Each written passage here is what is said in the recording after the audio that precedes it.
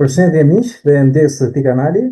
Mirë se u gjetëm edhe në këtë seri ku unë do të përgjigjem disa prej pyetjeve tuaja.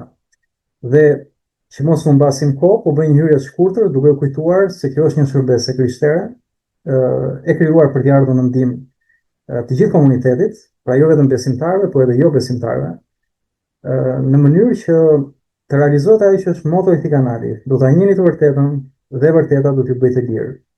Që do të thotë njeriu të shqirohet nga problemet e tija, nga sfidat dhe të fitojë më shumë besim dhe shpresë çka do sillin dhe rritjen e tij shpirtërore.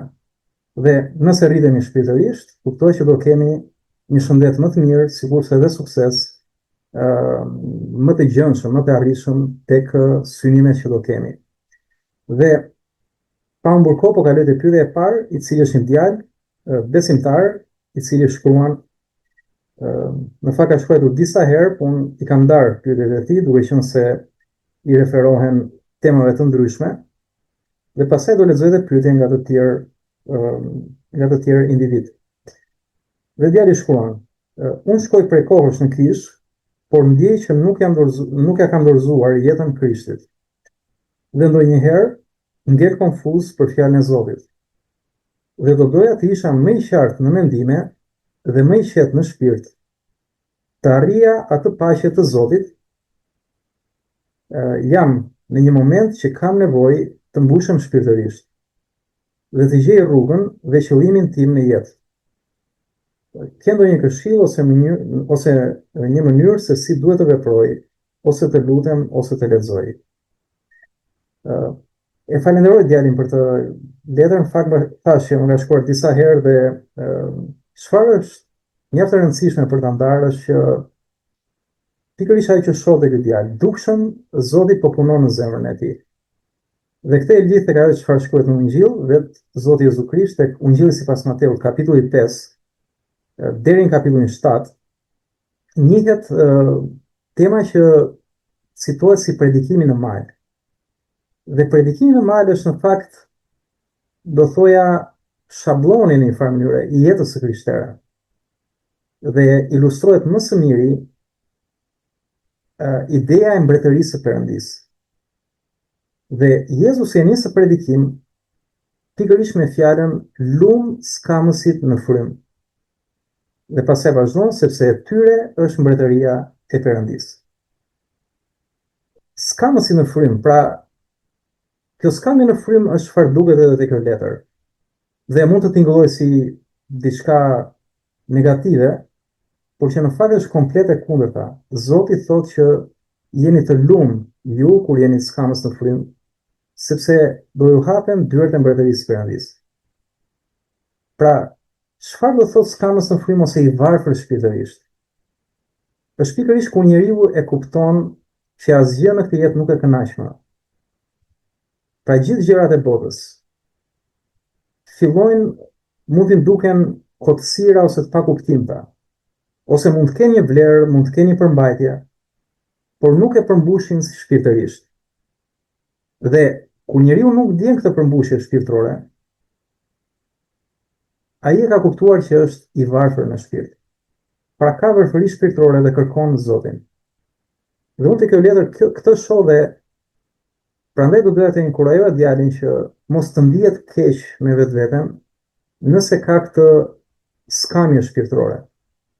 Sepse Zoti thotë, kur ti jesh kështu, atëherë je i lumë do thotë i bekuar. Pra para Zotit, para syve të tij, ti je i lumë. Dhe Zoti ka hapur dyert e mbretërisë. Por mbetet vetëm një hap për t'u bërë tashmë. Dhe këtë do ta shohim. Dhe le të themi te letra, thotë, prej kohë shkoj në kish, dhe në fakt ka disa vite djali që shkon atje, por nuk ja kam dorëzuar jetën Krishtit. Dhe unë e falenderoj sepse djali na jep një të vërtetë shumë të madhe, që nuk të bën e shkuara në kish të krishterë ose besimtar. Madje ka dhe njerëz që i thonë vetes besimtar ose të krishterë që nuk vën fare në kish. Nuk të bën të krishterë as trashëgimia e krishterë. Pra mund të kesh lindur në një familje të krishterë, mund të kesh pasur madje edhe prindrit ose gjyshrit ose paraardhësit mund të ketë pasur dhe shërbëtor në kishë, por nuk të bën kjo të krishterë. Sepse besimi krishterë është një besim që kërkon vendimin e njeriut. Dhe ky vendim ka të bëjë pikërisht me rilindjen. Pra kur njeriu e merr të vendim, ai rilind përse larti, rilind nga Perëndia. Pra është jeta e re ose rilindja e dytë që ne i themi mes krishterëve. Dhe në fakt Jezusi ia thotë një njeriu shumë fetar tek Ungjilli i Gjonit, aty vjen një prift pra i kohës, pra flasim gjatë kohës së Dhjatës së Vjetër kur ishte tempulli hebraik, njëri shumë i ditur, quhej Nikodem. Dhe ky pyet Jezusin çfarë të bëj për të pasur jetën e amshuar, për mbretërinë e Perëndisë. Dhe Jezusi i thotë, ti duhet të rilindësh. Pra jo tekstualisht, për të perifrazuar me fjalët e mia, po thotë nëse nuk rilind, ti nuk do ta shohësh mbretërinë e Perëndisë. Dhe ja thotë këtë gjë një mësuesi, pra një prifti, një autoriteti fetar të kohës. Pra i thotë fiksë gjë, nuk mjafton të shkosh në kishë, nuk mjafton të dish doktrinën, të dish çfarë mëson një besim fetar, që të shohësh mbretërinë e Perëndisë. Pra që të mbushesh shpirtërisht, sikur se thot djali. Duhet të rilindësh. Pra duhet të kesh jetën e dytë. Dhe jeta e dytë Jezusi e thotë që po nuk linde nga uji dhe nga fryma, nuk e për të hyrë në mbretërinë e Perëndisë. Pra kemi lindjen e parë që është nga uji. Është siç themi, pra më kujtohet që në femiri kur një grua ishte shtatzan dhe kishte ardhur ora e lindjes, thoshin i shpërthyen ujrat. Pra pikërisht në ujë ngjizet foshnja, pra në barkun e nënës. Dhe ka lindjen e parë në jetë. Por Jezusi thotë duhet të lindesh nga uji dhe nga fryma dy. Dhe fryma është pikërisht fryma e shenjtë nga Perëndia. Pra mos harrojmë, për ne besimtarët e Krishtit, Perëndia është një, por ai është i shfaqur në 3 persona. Pra po i quajmë persona për të kuptuar me gjuhën njerëzore. Së pari na thuhet që është frym, e thotë Jezusi, por është Ati, Biri i Perëndisë, që është Jezu Krishti dhe fryma e shenjtë. Po që të 3 janë një Perëndi.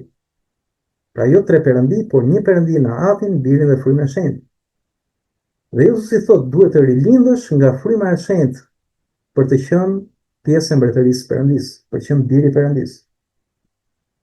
Pra ky është besimtari i vërtet. Dhe djali flet shumë saktë kur thotë që shkëprekohesh në Krisht, por nuk e kam dorëzuar jetën Krishtit. Dorëzimi i jetës së Krishtit ndaj Krishtit është tendesa. Pra kujdes se ne kemi atë fjalore njerëzore dhe i keq kuptojmë termat. Tendes nuk do të thotë që kam bërë diçka të gabuar dhe pendohem tani, kërkoj falje dhe pendohem kaq. Tendes do të thotë të ndryshosh komplet rrugën e jetës tënde. Pra rruga e njeriut pa Zotin, kur ai nuk ja dorëzon jetën Krishtit, është një rrugë që çon njeriu thjesht në mashtrim dhe në shkatrim. Pra është rruga e mëkatit.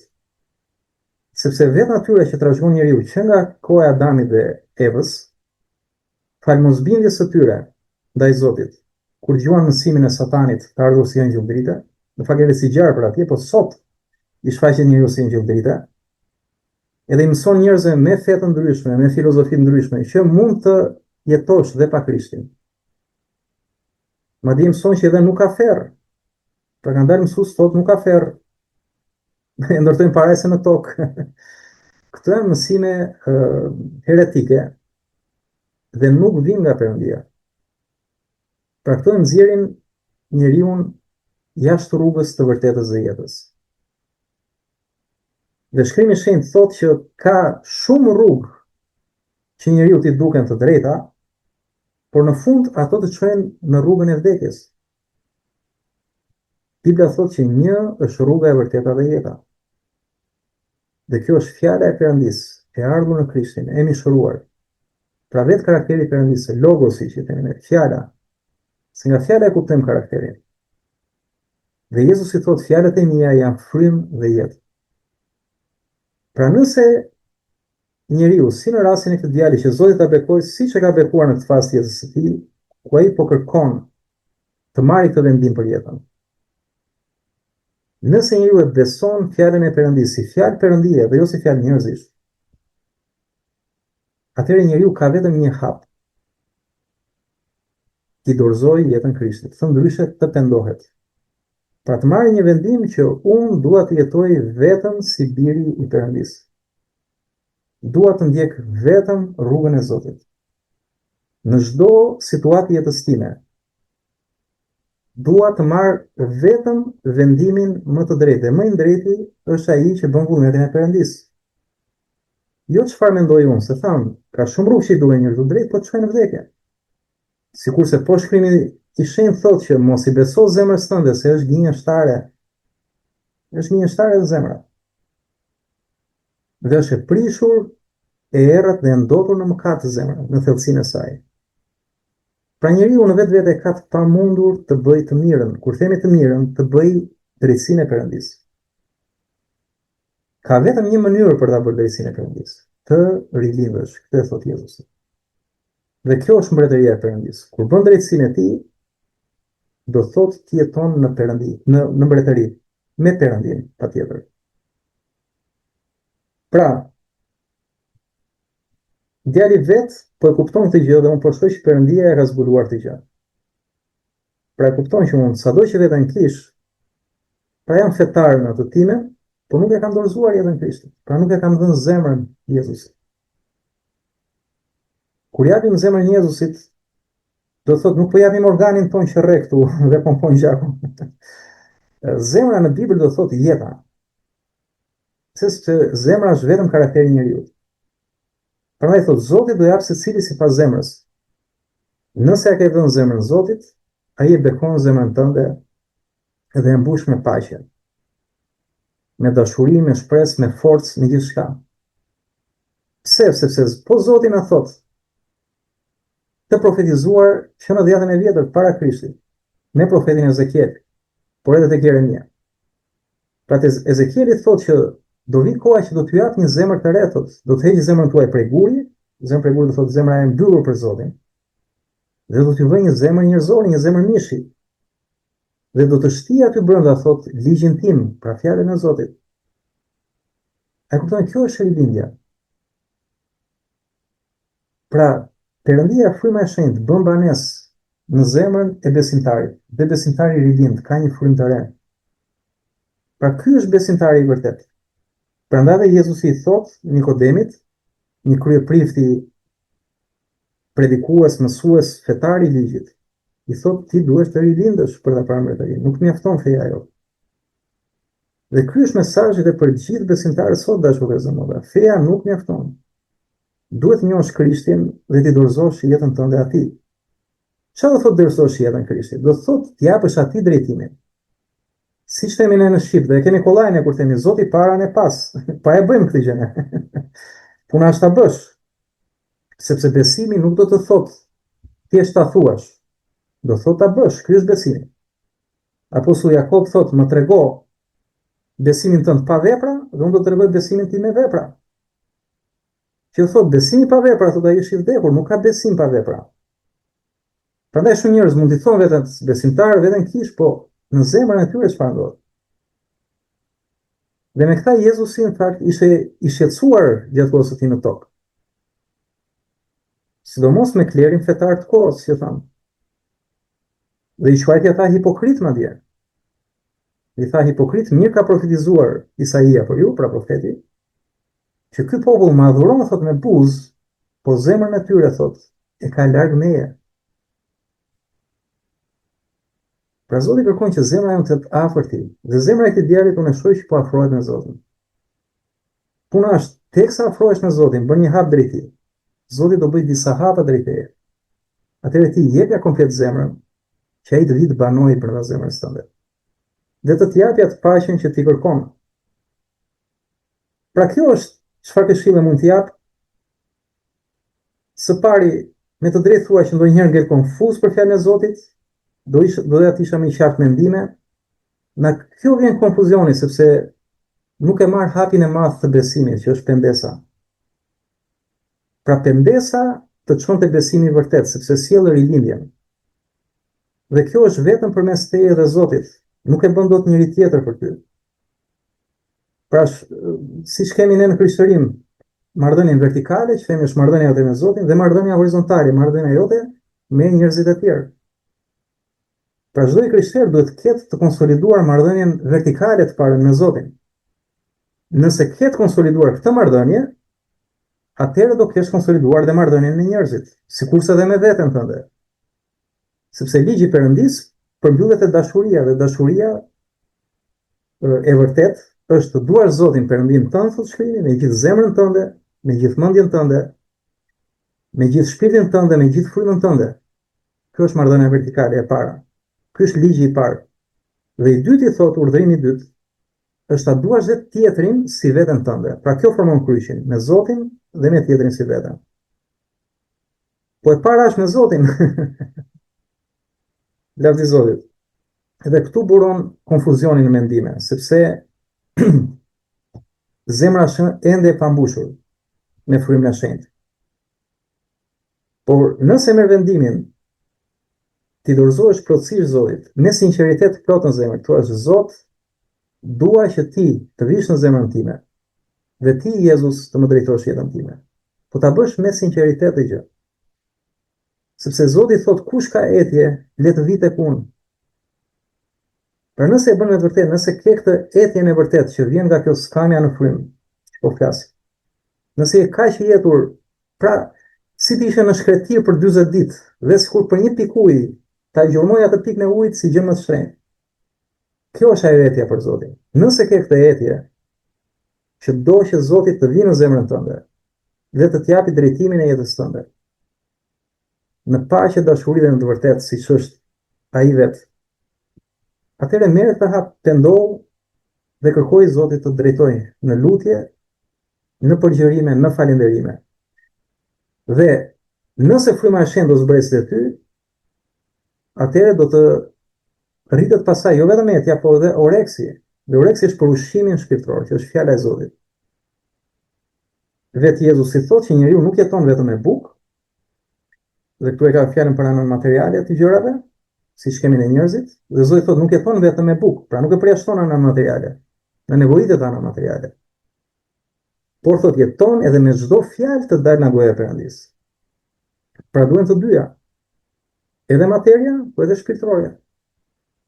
Po shpirtërorja ne vetë, me forcat tona, me trupin ton material, nuk e arrim dot. Shpirtërorja ne arrim vetëm kur Shpirti i Shenjtë vjen dhe bën banesë te ne. Pa i bën banesë tek ata që i japin zemrën, e hapin zemrën dhe thonë, eja, fryma e Shenjtë bëj banesë tek unë, dhe më drejton në fjalën tënde, në të gjithë të vërtetën, siç premton dhe Jezusi. Dhe Zoti këtë premton, thotë, adhuruesit e vërtet janë ata që adhurojnë Perëndin në frymë, pra fryma e Shenjtë dhe në të vërtetë. E vërteta është fjala e Tij. Pra këto të dyja janë, dhe ato hapen me hapjen e pendesës. Kur pendohet njeriu i vërtet, atëherë vjen fryma e Shenjtë, bën banesë tek ai, njeriu rilind, ka uri për fjalën e Zotit, ushqet me fjalën e Zotit dhe jeton sipas fjalës së Zotit. Dhe të jeton sipas fjalës së Zotit, kur bën vullnetin e Perëndis, Zoti premton që e bekon këtë njeriu. Kuptohet, jeta e tij nuk është se do ketë vetëm qetësi, paqe dhe nuk do ketë probleme, sepse jetojmë në këtë botë dhe Zoti nuk thotë nuk po lutem që ti heq nga bota, thotë, ti heq jati nga bota, por ti ruaj nga i ligu. Që do thotë edhe mes sfidave, mes problemeve, çdo gjë tjetër, Zoti do të ruaj, do kujdeset dhe do të drejtojë. Dhe do kujdeset të sigurojë gjërat bazë dhe çdo gjë që duhet për të jetuar. Por ama synimi i tij është rritja shpirtërore e njeriu. Sepse sa më shumë të rritemi shpirtërisht, aq më shumë afrohemi me Perëndin dhe aq më të ngjashëm bëhemi me birin e tij, me Krishtin. Pra ky është qëllimi i Perëndis, të na bëjë më të ngjashëm me Krishtin, për të na bekuar neve dhe për ta përdorur që të jemi bekim për të tjerët. Pra ky është qëllimi i jetës krishtere. Pra në çdo gjë që bën, edhe kur punojmë, pra nuk thotë Zoti mos punosh, mos ndonjëherë gjën njerëzit atë fjalën shenjtërim për shembull. Edhe mund të dinë, e ke kuptojnë, shenjtorin e quajnë si një murg që është me ndonjë shpellë, në një manasi, por nuk është kjo. Pra kudo ku je, në familje, në qytet, në punë, në shkollë, kudo, Zoti të bën dritë për të tjerët. të bën njëri të mirë, të ndriçon dhe të përdor të bekosh edhe të tjerët. Sepse Zoti e do krijimin e tij, po njerëzit nuk duan të jenë të Zotit. Ky është problemi. Pra është lajmi i keq, njeriu nuk do të jetojë me Zotin, jeton armiqësi me Zotin, sepse trupi i tij ka trashëguar mëkatin dhe ai preferon të jetojë në materie. Por ama njeriu është krijuar sipas shëmbullimit të Perëndisë dhe nuk jeton dot vetëm në materie. Ka nevojë për shpirtin. Dhe shpirtin e shenjtë e jep vetëm Perëndia, që njeriu të plotësohet dhe të përmbushet. Sikurse dhe djali me të vërtetë me të drejtë kërkon, ku thotë që do doja të isha më i qetë në shpirt dhe të arrija paqen e Zotit. Kjo arrihet kur Zoti bën banesë ty. Dhe thotë jam në një moment që kam nevojë të mbushem shpirtërisht. Ja po flet saktë, mbushen shpirtërore. E sjell vetëm shpirti i shenjtë i Perëndisë. Që Krishti e dërgon për jatit. Pra kështu na shkruhet, kështu na thuhet që ne ta kuptojmë. Po se si punon Perëndia këto në misteret e tij. Por ama na thuhet qartazi që Zoti kërkon një marrëdhënie me secilin prej nesh. Pra kërkon marrëdhënie me mua, me ty, me çdo tjetër. Pra është Perëndi personal. E njeh gjithsecilin dhe do të jetë pranë gjithsecilit. Por gjithsecili duhet t'i japi zemrën, ta pranojë dhe t'i dorëzohet, pra pendesa që po e përsëris. Pra kjo është mënyra. Të pendohesh, të kërkosh rilindjen e Zotit nga fryma e shenjtë, të jesh aktiv në kish, në studimin e fjalës, mësimin e fjalës dhe të pagëzohesh në emër të Atit, Birit dhe të Frymës së Shenjtë. Pra këto janë ato që Zoti na jep si hapat fillestare të ndjekjes së rrugtimit krishterë. Pra të jesh aktiv shpirtërisht. Pra çdo ditë të përpiqesh për të qenë pjesë e mbretërisë. Sepse vetë Zoti thotë që në dita e Gjon Pakzorit, që ishte vjeta e vjetër, pas Gjonit mbaron, fillon vjeta e re pasaj me. Gjithsesi, me ardhjen e Frymës së Shenjtë tek apostujt, pas ngjalljes së Krishtit, po që mos zgjatemi, Zoti thot pas Gjon Pakzorit, me përpjekje të madhe thot Zoti, njerëzit do hyjnë në mbretërinë e Perëndisë.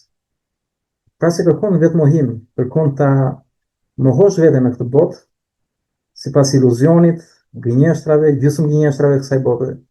Pra mos jetosh më këtë iluzionin, këtë kotësin, po t'japësh jetës kuptim, t'japësh përmbushje, por këtë kuptim dhe përmbushje ta jep vetëm Perëndia, pra fryma e shenjtë.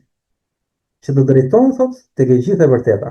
Vetë Jezusi thot, fryma e shenjtë është ngushëlluesi, pra t'jep ngushëllim, t'jep shlodhje, t'jep paqe, t'jep qetësi, por edhe thot, është dhe mësuesi, që të shon, thot, të udhëheq tek e gjithë e vërteta. Dhe ku e kemi të vërtetën tek fjala e Perëndisë. Pra kështu jetojnë krishterët në frymë dhe të vërtetë. Dhe me që preka pjesën e Biblës, pra ushqimin shpirtëror që është fjala e Zotit, që na rrit në besim, dhe të pagëzimit, që është një nga urdhëresat që Zoti Jezus ka lënë për gjithë besimtarët, pra ka lënë pagëzimin dhe marrjen e bukës dhe verës, që është komunioni në kish. Pra kjo do ta shtyjë çdo besimtar të jetë pjesë e kishës, pjesë e një kishe, dhe të jetë aktiv aty.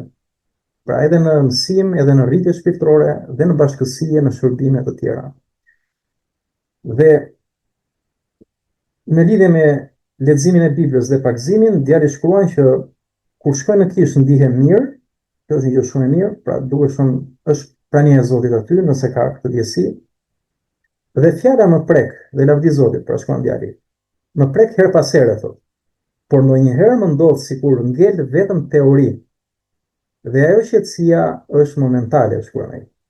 Biblën nuk e kam lexuar, thotë, pra nuk e kam lexuar të gjithën, dhe në fakt ndoshta kjo do jetë arsyeja që nuk ndihem i sigurt mbi njohjen e fjalës së Zotit.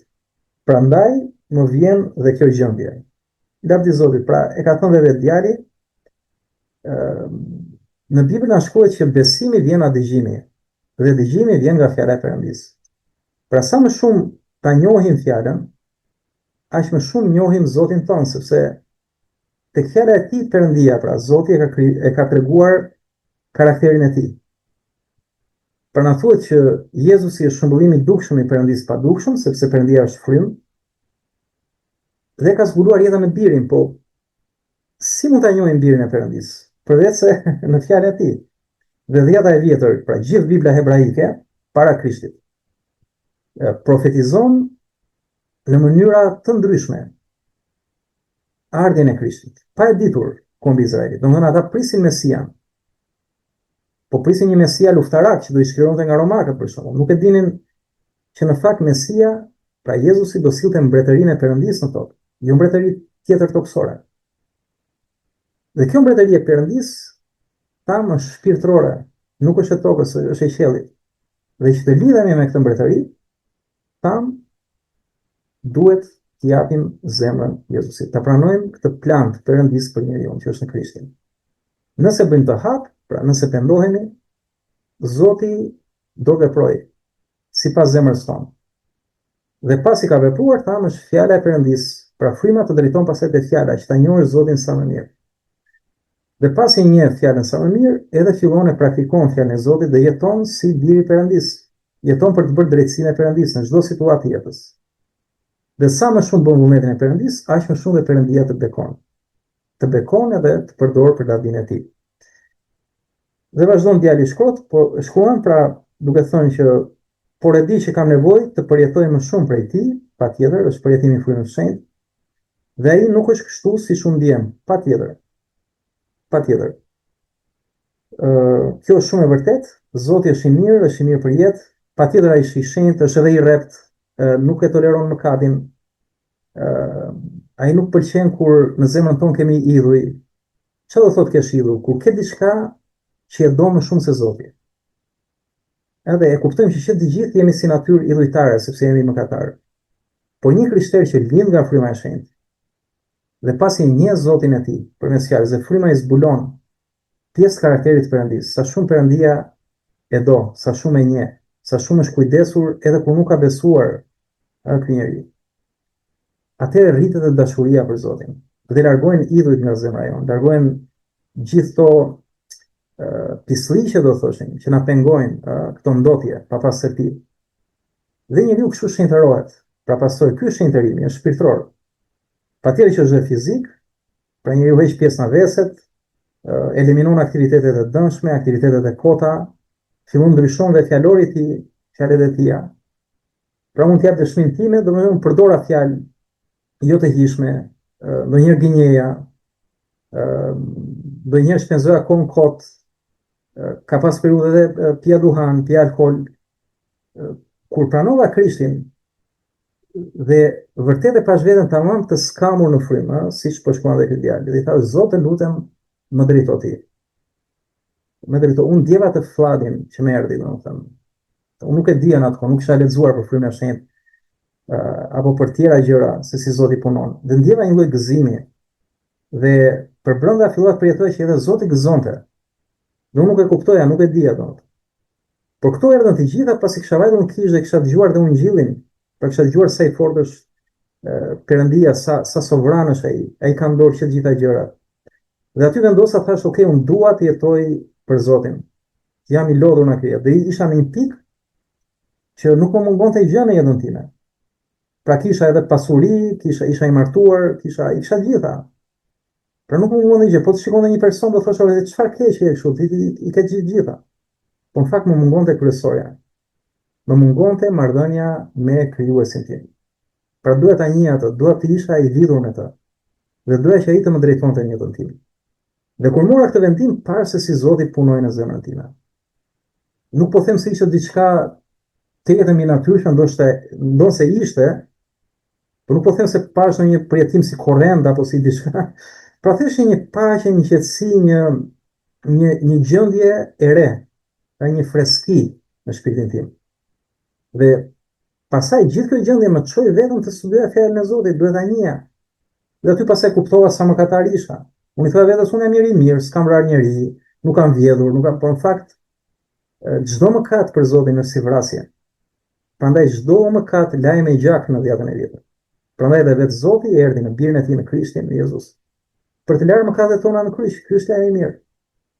Pra ai shumë na do sa i tregon, tha, ja, i mora unë mëkatet e tua.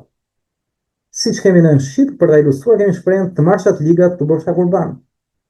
Pra të tingëllon çik si arkaike, po na Bibla vin këto, të dashur miq, vëllezër dhe motra. Pra ai shumë na do Perëndia dhe ai shumë e deshi botën na shkruhet. Sa që dha më falni, sa që dha birën e tij vetëm lindurin, që kushdo që beson në të mos humbas, po të ketë jetën e përjetshme. Pra ky është lajmi i mirë. Zoti është i gatshëm të falë çdo, ta largojë nga idhujtaria, ta largojë nga mëkati, nga paullësit, nga çdo gjë që ai ka bërë kundra Zotit, me apo pa vetdije. Pra është i gatshëm të falë Zotit dhe të mbështjellë me dashuri. Puna është, a duam ne këtë dashuri, a pranojmë dashurinë e tij apo jo? Prandaj thotë dhe vargu më poshtë, dhe është po diskutimi me Nikodemin, ku vetë Jezusi citon këto që është shumë e dëshi Perëndia botën, sa ta birën e tij vetëm lidhurin, që kushdo që beson mos humbas, po të ketë jetën e përjetshme, por thotë më poshtë, gjyqi është ky. Drita erdhi në botë, po njerëzit deshën më shumë errësirën. Pra njerëzit vetë ja kanë bërë gjyqin vetes. Nuk duan të jenë me Zotin. Ky është lajmi i keq. Po lajmi i mirë është Perëndia ende provon, nuk dorëzohet në durimin e tij që buron nga mëshira për ne, për të na ofruar këtë shpëtim, këtë dhuratë të hirit. Dhe hiri është dashuria dhe mëshira e pamerituar për ne. Ne thjesht do të bëjmë hapjen si çdo djalë. Nuk jam dorëzuar, po dua dorëzohem. Atëre kurajo. Dorëzohu me besim, sepse janë duart më të sigurta. Është krijuesi i gjithë universit. I ka në dorë që të gjitha. Ka çelësin e parajsës dhe çelësin e ferrit. Është alfa dhe omega, i ka që të gjitha. Jemi më të fortin, jemi më të mirin. Thjesht merr të hap të besimit, dhe Zoti të dhon fortësi për të gjë. Dhe sa më shumë pasaj ta realizosh fjalën e Zotit, aq më shumë do të shtohen dhe bindjet, dhe aq më shumë do të shtohet dhe qetësia, që je në rrugën e dur. Je në të vetmen rrugë që të shon në jetën e vërtetë. Dhe këtë thotë dhe djali, do doja t'i arrija, thotë, të isha në praninë e tij, ku të gjitha këto që përmenda dhe qëllimin tim për jetën të marrin kuptim dhe drejtim. E mbyll me fjalën e Zotit Jezus, unë jam, thotë ai, nuk kemi ne, është ai, unë jam rruga e vërteta dhe jeta. Askush thotë nuk shkon tek Ati, të bëhet një me Perëndin, vetëse nëpërmjet meje. Dhe këtë rrugë Perëndia ka shtuar me fjalën e tij. Duke dëgjuar fjalën e tij, nëse besojmë si fjalë Perëndie dhe duam të jetojmë, vendosim të jetojmë sipas fjalës së tij, jo sipas fjalës së botës, që nuk kanë lidhje me Zotin, sado bukur të flasim, e sado që neve të na pëlqej, kur marrim vendimin të jetojmë si bitë Perëndis, atëherë Zoti na jep frymën e tij në zemrën tonë. Shkruan ligjin në zemrën tonë, dhe ne do ta duam ligjin e tij, dhe do jetojmë sipas fjalës së tij. Vetëm kështu jetohet krishterimi. Se krishterimi nuk është fe, ndonjëherë bën njerëz gabim. Okej, emërtojnë fe, s'ka problem. Fe do thot besim. Po nuk është thjesht një fe e radhës. Unë para se të vija në krishterim, 12 vite kam eksperimentuar dhe praktikuar fe të ndryshme. Duke filluar nga meditimi, yoga, të tjera, nuk duhet të zëmerat të gjitha fetë që kemi, me islam, me budizëm, me radhë. Çështja është, të gjitha fetë ishin të ndryshme e njëra tjetra, po kishin diçka të njëjtë te njëra tjetra. Po ti merje. Të gjitha thonin, mos bëj keq, bëj mirë. Tek që është. Pastaj kur vinte puna tek shpëtimi, pra disa kanë përjetësinë, disa kanë rimishërimin e të tjera. Ata thoshin që duhet të bësh këtë, mos bëj këtë, pra varet nga ty, nga performanca jote ajo. Dhe kjo në fillim duke mirë, po me kalimin e kohës të jepte një barë shumë të madhe, sepse unë 12 vite praktikohesha me këto fe dhe kuptova që të gjitha vetëm më shtonin barët, se asnjëherë nuk isha aq i mirë sa ç'duhej. Pra duhet isha më i mirë, se Perëndia kërkon perfeksion apo jo. Vetëm në krishtërim pash komplet një rrugë tjetër. Që thash, po kjo nuk qen ka një fe. Ky është një besim që ose mere ose lëre, sepse nuk ka zgjidhje tjetër. Dhe zgjidhja ishte kjo, që krishtërimi nuk jetohet dot me forcat e mia. E thënë ndryshe, krishtërimi është i pamundur për të praktikuar.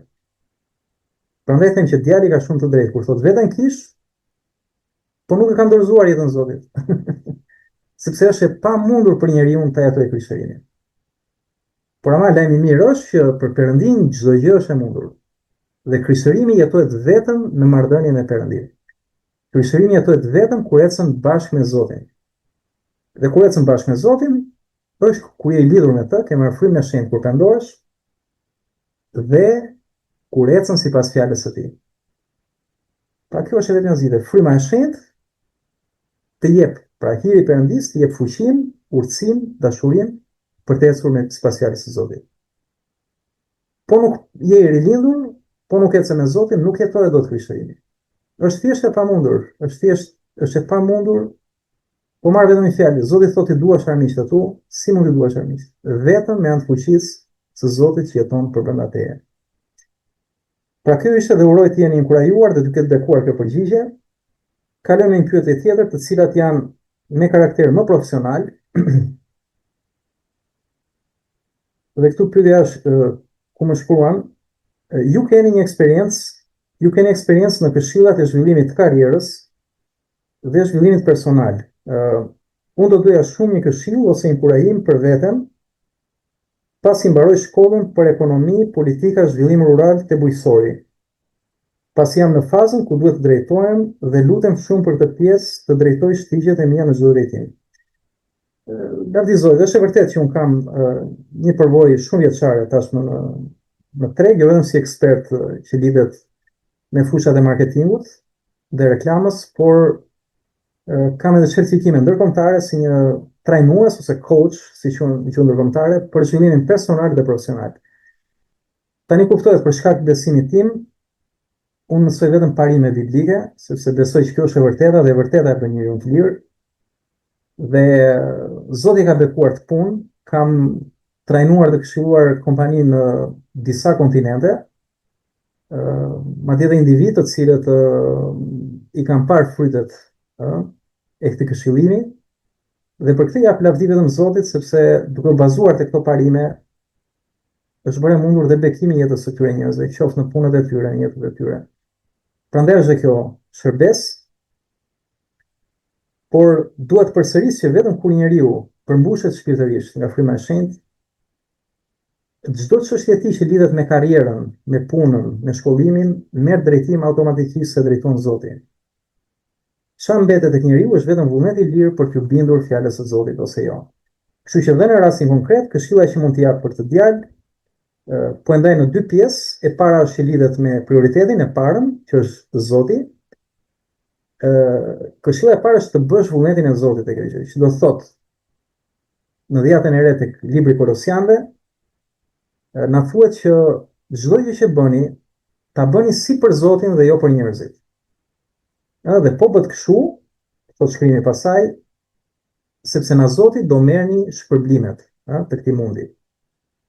Që do thotë, nëse ke mundësinë e krishtere, që kur keni diçka në dorë, siç mund të jetë studimi, shkolla ose drejtimi profesional, synimi më i mirë që mund t'i vësh vetes është që çdo gjë që duhet ta bëj si për Zotin. Çfarë do thotë ta bësh si për Zotin? Së pari, mos bësh të keq njerëz, mos tankohesh.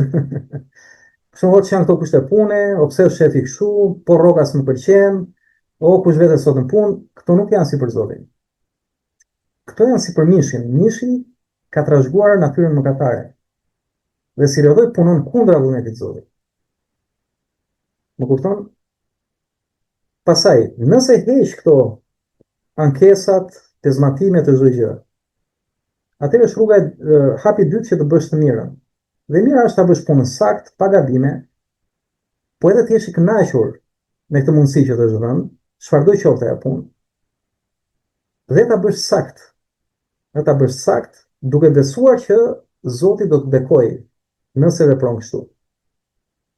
Dhe patjetër që Zoti në forma të tilla, në më të ndryshmet, ka për ta bekuar kur ti punën e bën si për të dhe jo thjesht për njerëzit. Pra ne shqiptar kemi një shprehje kur themi mos i bëj punët shkele shko, ose mos i bëj punët si për sy dhe faqe, si themi ne. Kjo do thotë që i bën thjesht shumë me ankesë, me pezmatim, e para ose e dyta i bën thjesht për të dukur mirë te njerëzit. Pra justifikon punën ose justifikon rrogën. Pra nuk është kjo zgjidhja. Zgjidhja është ti bësh duke ditur që Zoti po të sheh dhe Zoti sheh qëllimin e zemrës. Pra kjo është gjithë ideja. Dhe kur i bën me këtë mundësi, pra jo vetëm frikat që tani po më sheh Zoti, po ta bësh me idenë që ti këtu po ndihmon familjet, po ndihmon dhe shoqërinë, duke vënë një standard më të mirë, një shërbim më të mirë. Pra kjo është e para, që drejtimi më i mirë është të punësohesh pas shkollës, të gjesh një punë ku të ushtrosh atë që ke mësuar. Edhe kisha, domethënë, për këtë që folëm në lidhje me Biblën, gjë ngjashme është sepse ky është plani i Zotit. Çfarë mësojmë në kish, ne praktikojmë në familjet tona, në jetën tona, në shoqërinë tonë, edhe në punën tonë. Pra kjo është ideja, edhe ti djali i dashur, çfarë ke mësuar në shkollë, praktikoje në një vend pune, gjej një mundësi ku të punësohesh. Dhe e dyta që do të thoya lidhet me ekonominë. Politika e zhvillimit rural besoj se është një degë e mirë, duke qenë se Shqipëria së fundi ka një rritje të konsiderueshme në fani turistike, dhe turizmi gjithmonë lidhet në sinkron edhe me zinxhirët e tjerë të ekonomisë. Dhe zinxhiri kryesor që lidhet direkt me turizmin është bujqësia, sepse hoteleri i turizmit ka nevojë për lëndën e parë, pra për ushqimet, le të themi frutat, perimet, bulmeti, mishi, të gjitha këto janë të lidhura me bujqësinë. Kështu që e shoh si një fushë me goxha perspektivë dhe mendoj se në vendin e dur dhe në kohën e dur, në lidhje me këtë gjë. Kështu që suksese për të këtë pjesë. Dhe i njëjti djalë shkruan dhe më poshtë pjesën tjetër, pra ai që shkruajti më parë për çështjen e shkollimit në ekonomi bujqësore, shkruan që unë faktikisht për sa i përket shkollës, po mësoj nivelin C1 të gjermanishtes, pasi mendoj të kryej një master atje. Do doja të dija nëse është gjë e dur për mua, nëse po t'ja arrija, pasi kam nisur të procedurë për një shkollë në Gjermani, që kur kreva gjimnazin, thot djali. Do doja shumë pasaj, thot, të njoh vullnetin e Zotit për mua, shumë mirë këtë kërkoj dhe unë të jem në prezencën e tij, paqen, qartësinë dhe të më drejtojë. Dua t'i arrij këto gjëra, për mbasi nuk e di si, unë qëndroj shumicën e kohës në lutje, të kapdi Zotit. Ndoshta janë këto lutje që na kanë sjell edhe të takojmë bashkë, jo sepse unë kam ndonjë gjë të veçantë, unë çdo gjë të mirë që mund të jetë e unë është vetëm në sajt Perëndis, dhe falenderoj Zotin tim që mund t'ju shërbej aq sa mundem, sepse kjo është detyra jonë, të mbajmë barët e njëri tjetrit si besimtar, po edhe të inkurajojmë dhe të nxisim njëri tjetrin për dashuri dhe vepra të mira. Tani edhe në lidhje me këtë gjë, do doja ta ndaja në dy pika. Pika e parë është gjithmonë marrëdhënia me Zotin, kjo është gjithmonë kryesorja. Pra këtë këshilloj që në çdo vendim gjithmonë nisu tek alfa, tek e para. Marrëdhënia me Zotin, pra marrëdhënia vertikale që thamë. Masteri në Gjermani, pra po bën një kurs për gjuhën gjermane. Do shkosh në Gjermani për të bërë masterin. Do paguash shkollimin, do paguash qeran, do paguash ushqimet. E gjitha këto. Të gjitha këto janë shpenzime. Por shpenzimi më i madh është koha. Pra janë parat, po është koha, ke disa vite që do i shpenzosh atje. E para është këtë kohë që do shpenzosh atje, do ta afroj me Zotin apo do të largoj me Zotin. Nëse atje për shkak ke gjetur një kish të mirë që predikon dhe mëson një doktrinë të shëndosh. Jo sekte apo kulte, ku diun lloj gjëra që mësojnë të tjera gjëra dhe nxjerrin nga rruga. Por nëse ke gjetur një kish dhe je bindur që ajo kish është e shëndetshme dhe ka një bashkësi të mirë dhe ti e njeh gjuhën, pra arrin ta kuptosh predikimin në gjermanisht, të lexosh Biblën në gjermanisht, të flasësh me besimtarë në gjuhën gjermane. Nëse është kjo, atëherë shko. Nëse nuk është kjo, që në fillim të them, po kjo është prej meje. Unë po të them si do kisha vepruar unë.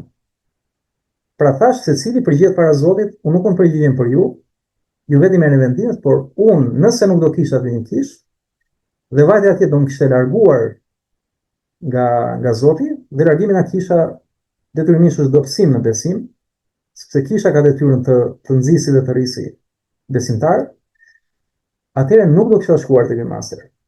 Aq më tepër që në Shqipëri ka një zhvillim të turizmit dhe ka nevojë Shqipëria për shumë punë.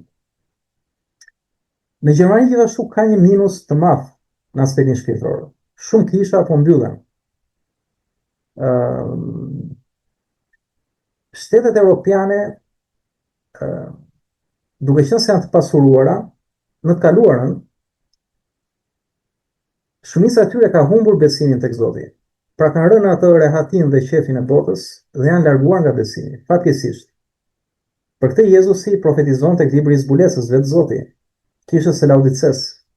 Ai që ishte pasur materialisht edhe nuk ishin thjesht kështu fetar, domethënë, që venin në kish, adhuronin me buzë, si thotë Zoti, po zemrën e keni larg meje, e keni në botë, në idhujtari.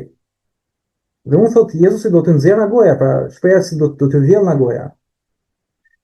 Pra Jezusi, Zoti është i pakënaqur me të besimtarët. Por nuk e përjashtoi rastin që edhe në Gjermani ka besimtarë devotshëm. Puna është i gjeshtë. Por nëse shkon atje për masër dhe nuk ke lidhje me familjen e besimit, atëherë do thoya se është një territor dhe vendim shumë i rrezikshëm. E para. E dyta, pra e para tha marrëdhënia me Zotin, e dyta marrëdhënia me ekonominë. Dhe ekonomia është marrëdhënia me njerëzit. Europa në tërësi është në recesion. Pra pas Covidit kemi pasur këto konflikte në botë, pra gjithë histori gjeopolitike, ka kriza ushqimore, kriza energjetike e me radhë. Pra vetë ekonomia gjermane është në recesion. Dhe nuk e di sa do të ndihmoj që ti të shkosh në këtë periudhë atje, të shpenzosh në akua jote, shpenzosh parat e familjes tënde për strehim, për veshmbathje, për ushqim. Ndërkohë që është një shtet që në vetvete nuk ofron një garanci, le të themi. Aq më tepër për bujqësinë që ata nuk. Okej, ka dy pjesa e Bavarisë, po nuk quhen, le të themi, Gjermania për në një përbujqësi, le të themi. Ndryshe mund të jetë Italia, Spanja, që janë shtete që kanë atë lloj kulture. Ndërkohë pse e them të gjë, ndërkohë në Shqipëri, duke qenë një shtet i vogël, me ekonomi më të vogël, mbahet edhe me këto sektor të vegjël, pak turizëm këtu, pak bujqësi atje, pak këtu ndërtimi, pasuritë e paluajtshme, që kanë dhënë sajojmë dhe Shqipëria është, më duket, më e qëndrueshme. Flas për një student që do të hedhë hapin e punësimit direkt. Kështu që po të isha në vendin tuaj, duke parë gjithë mundësitë e mia, por gjithmonë duke nisur nga e para, që është marrëdhënia me Zotin dhe kisha, por edhe e dyta, situata gjeopolitike dhe ekonomike e botës sot, ku Europa është në krizë, do kisha zgjedhur patjetër që të ndroja në Shqipëri, sepse këtu kam kishën dhe këtu kam edhe mundësitë më të mira për të integruar në tregun e punës dhe për ndërtuar një karrierë. Pastaj, nëse familja juaj zotëron, qoftë një tokë, qoftë një truall, qoftë një mundësi, ose lidhje, sepse në gjithë botën me lidhje dhe funksionojnë gjërat. Pra kontakte ku mund të punësohesh, mund të bashkëpunosh, mund të shesësh një prodhim, një diçka. Është një mundësi shumë e madhe që nuk ta ofron dot Gjermania. Aq më tepër atje që pas luftrave që kemi tani në Iran, Ukrainë, atje edhe fermerët po dalin në protesta në Gjermani disa herë sepse shteti nuk po i përkrah. Madje po synoni të mbylli fermat dhe të marrin më tepër produkte që vijnë nga Ukraina ose pra për të rregulluar politikat e tyre, më kuptoni? Pra nuk është koha më e mirë kjo për të bërë një gjë. Aq më tepër që një master nuk ta garanton, le të themi, as punësimin as karrierën. Unë për shkakun mund të flas si një ekspert, kudo që jam punësuar, as kush nuk ka kërkuar diplomën. Maksimumi mund të kem pyetur për çfarë ke studiuar, ku ke studiuar dhe kaq. Gjithë secili, kudo që kam punësuar, 99% e rasteve, kam parë gjithmonë punën. Pra mund të kem qenë 1 muaj provë, 3 muaj provë, kam parë si punoja dhe pastaj më kanë bërë kontratën dhe më kanë punësuar. Pra këto janë urojtë të ketë ndihmuar kjo përgjigje, por përsëris mos e merr si diçka kapitale, le të themi, sepse e them unë. Unë thjesht po ndaj pikpamjet e mia, duke vënë gjithmonë të parat, pra Zoti është i pari. Vendimi gjithmonë këtu merret. Zoti dhe dyta pasaj është në çfarë territori je dhe si janë kushtet. Këto, Zoti bekojë dhe suksese me zgjidhjet. Kalojmë në një tjetër përgjigje, më falni, pyetje. Atëre e kam përmbledhur këtu, po ka qenë një bisedë me një vëlla në besim, i cili thotë që kam qenë në një punë që më stresonte në organizimin e saj, pra në keq menaxhimin e saj. Isha ankuar pronarit për këtë gjë, por s'kishte ndryshim. I kërkova vëllezërve në kishë që të luteshin për mua për një punë të re, ku të isha më i qetë, pra më i qetë shpirtërisht. Tashmë punoj në një vend të ri, aty ka pluset dhe minuset e saja, por ndihem më mirë. Problemi është se puna e mëparshme, pra puna që kishte lënë e mëparshme, më kontaktoi dhe pronari më tha se kisha patur të drejtë në ankesat e tia dhe më ofroi pozicion drejtues dhe pagesë më të lartë. Pra i tha ktheu tek unë se do të jap post dhe pagesë më të lartë. Për më tepër, ajo kompani po punojnë edhe në projekte më të mëdha se këto ku jam unë tani, thot. Jam në dilemë, nuk di çfarë të bëj, të vazhdoj këtu ku jam, më falni ku jam, ose të rikthehem atje ku isha. Tani unë pak a shumë janë ndara këtë këshill vllai, po do doja ta ndaja edhe me ju. Nisu nga qëllimi i këtij kanali, misioni i tij, pra për të ardhur në ndihmë gjithë komunitetit me që mund të ketë probleme të ngjashme. Pra kemi një besimtar i cili punonte në një vend që e stresonte dhe nuk ishte i qetë nga ana shpirtërore. Fillon të lutet Zotit për drejtim dhe i kërkonte vëllezërve të luteshin për të, që si ja bënte me punën, dhe Zoti hapi një derë të re, një mundësi të re, një punë të re. Madje kur kishte një intervistë për të punën, ai mori në telefon dhe një vllai, kërkoi të luteshin bashkë në telefon, u lutën dhe e fitoi të vënërit punës. Por tani që vjen dhe puna e re, pronari punës vjetër i thotë: "Ore, ke pasur drejt që ankoheshe për keq menaxhimin, eja të bëj unë menaxher, do të jap dhe rrogë më të mirë dhe kemi dhe projekte më të mëdha." Dhe tani ai është në dilemë. Tani shkurtimisht, mendimi im gjithmonë i bazuar te shkrimi i shenjtë. Vllai është në një tundim. Po kujdes, vëmë gjithmonë të parat. Tundimi çfarë është? Për të rritur shpirtërisht? Jo, është për të rritur materialisht. Pra në pozitë edhe në para. Por tundimi nuk vjen nga Perëndia. Pra shkrimi thotë, shenjtë thotë tek apostulli Jakob që kush tundohet, mos të thotë që u tundova në Perëndin, pra që mund tundoj Perëndia, sepse Perëndia thotë nuk tundohet vetë dhe nuk tundon askënd. Por secili që tundohet, thotë, tundohet me lakmin e tij. Lakmia e mishit, lakmia e syrit, krenaria e jetës. Të kesh më shumë dhe të dukesh më lart. Dhe lakmia thotë pjell mëkatin dhe mëkati vdekjen. Pra janë 3 gradat e shkatërimit këto. Krenaria vjen e para që çon. Lakmia e syrit, pra që dëshiron, e mishit, pra ta kesh. Krenaria e jetës, dhe me frymën krenare vjen dhe shkatrimi i njeriu. Krenaria e jetës çon pasaj në mëkat, që është mëkati më i madh, dhe mëkati më i madh të çon në shkatrimin shpirtëror. Kështu që tundimi nuk vjen nga Perëndia. Vjen nga krau tjetër që është i ligu. Dhe në momentin që pronari, që ky punojnë si ka ikur, pasi ankoi, pronari nuk e dëgjonte. Tani që i iku, tani filloi të mendoj se do ta ketë prapë mbrapa. Ka shtirë të ky njeri tundimin. Kështu që këtë i thashë këtij vllai, nuk do isha kthyer tek ai vend më, sepse ne u lutëm që ti të shpëtoheshe shpirtërisht, të ike nga ai vend. Dhe Perëndia dëgjoi lutjet dhe të hapi një vend tjetër, një punë tjetër. Dakor, aty merr më pak. Ka projekte më të pakta, më të vogla domos. Por ama kush është kryesorja? Jezusi thotë: "Vini të parën mbretërinë e Perëndisë dhe drejtsinë e tij. Mos u shqetësoni për gjërat e botës." Dhe Perëndia thotë do t'ju plotësoj edhe shqetësimet e botës që keni. Pra nuk do t'ju lërë Zoti pa bukë, pa stre, pa rroba. Pra kur bëni vullnetin e tij.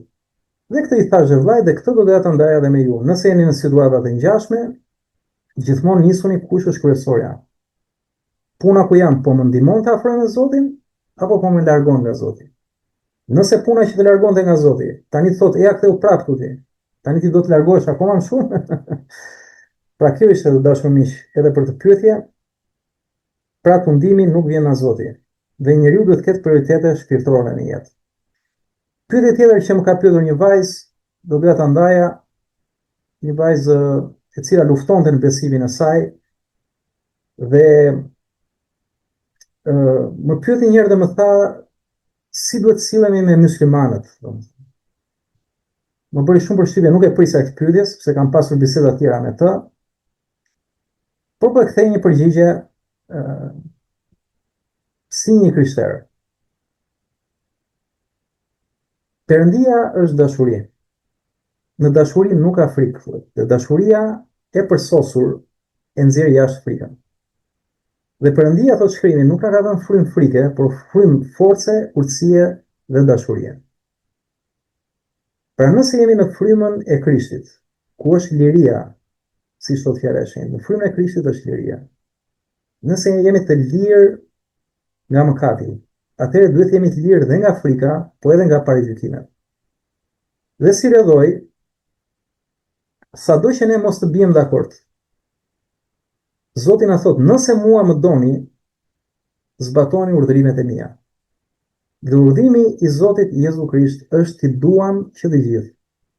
Madje edhe armiqtë tanë, thot Zoti. Ti doni armiqtë tuaj, thot. Tu bëni mirë atyre që ju bëjnë keq. Të bekoni ata që ju mallkojnë. Të luteni për ata që ju përndjekin. Pra Zoti nuk na ka dhënë asnjë opsion tjetër. Dhe kjo është mënyra më e mirë, nëse duam të ndriçojmë në këtë botë dritën e Krishtit, që është dashuria e vërtetë dhe jeta e vërtetë. Kështu si përgjigje kësaj pyetje, me muslimanët, me vëllezërit dhe motrat e mia shqiptare muslimane, po edhe në gjithë botën. Sillja ime është vetëm t'i dua e para, ose t'i dua shumë, ose t'i dua si Krishti derisa t'jap dhe jetën për ta. Kjo është përgjigja, uroj t'ju kënaqi, Zoti t'ju bekojë. Një pyetje tjetër dhe e fundit në fakt, për të mos marrë shumë dhe në koha juaj, lidhet pikërisht me aktualitetin politik në vend, që janë protestat, dhe protestat që po dalin. Edhe këtu kam pasur një diskutim me besimtar, dhe pyetja është që çfarë qëndrimi duhet të mbajnë të krishterët në lidhje me protestat. Atëherë edhe këtu po e ndaj në dy pjesë, po e quaj demokracia dhe teokracia. Atëherë demokracia, në fjala greke demos kratia, do thot pushtet i popullit. Pra populli e ka pushtetin dhe vendos vet ai çfarë është e mirë dhe e keqe, çfarë duhet të bëjë kështu me radhë. Dhe si rrjedhoi kësaj, njerëzit kanë krijuar këto rendet shoqërore, le të themi. Kurse për sa i përket teokracisë, është nga teokracia, do thot pushteti i Perëndis, pra jo i popullit. Do thot që të krishterët besojnë që edhe në demokraci, pra kemi demokracinë si një nivel, është një nivel edhe më i lartë që komandon demokracinë, pra vullnetin e popullit, që është vullneti i Zotit. Puna është që nëse demokracia ka ligjet e saj që edhe imponon, teokracia, pra mbretëria e Perëndis, ka dhe ligjet dhe rregullat e saj, por nuk imponon asnjë njeri për të zgjedhur vendimet e tij në jetë. Por ama secili do korri ata që kanë mbjellë pasaj. Kjo është ideja dhe kjo është e drejta e Zotit. Pra Zoti jep më të mirën dhe më të mirën e gjen te fjala e tij, dhe kjo është misioni i kishës, edhe misioni im për cilin po flas, dhe një të vërtetën. Dhe vërteta do t'ju bëj të lirë. Pra Zoti na ka thirrur të jemi të lirë. Por mos harrojmë, thamë që edhe demokracia është brenda teokracisë si koncept. Tani të hidhemi pak te protesta, pa dashur fare të mbaj as edhe një anë. Por ama me aq pak sa e kam ndjekur, sepse aq mundësi kam dhe aq kohë kam, nuk më ka lënë një shije të mirë dhe aty nuk ka fare asnjë lidhje me demokracinë. Këtë do ta them hapur fare. Jo vetëm se e thot shkrimi i shenjtë gjë, por nga vetë historia e njerëzimit, me aq sa unë e njoh historinë e njerëzimit, ajo protest nuk i përmbahet asnjë parimi demokratik.